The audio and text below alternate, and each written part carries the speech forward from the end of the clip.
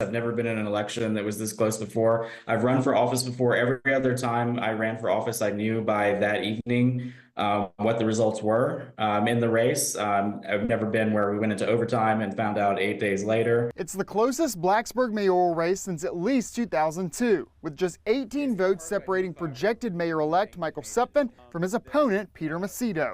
I knocked on hundreds of doors, went to different community events, spoke to a lot of folks.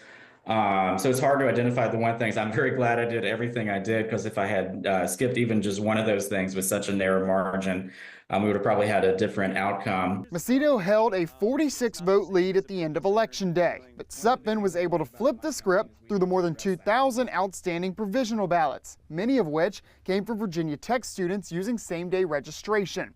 Suppan believes his plan to address the student housing shortage and manage Blacksburg's growth moved the student vote in his favor. One of the big things I talked about in my campaign is we need to address the housing challenges that we have in our community, and that was a big thing that I heard from Virginia Tech students. The margin is well within the state's half% range for a locality-funded recount, which Macedo can petition for once the results are certified.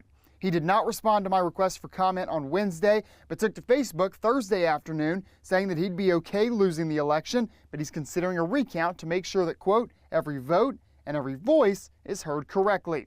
In Blacksburg, Sam Graham, WFXR News.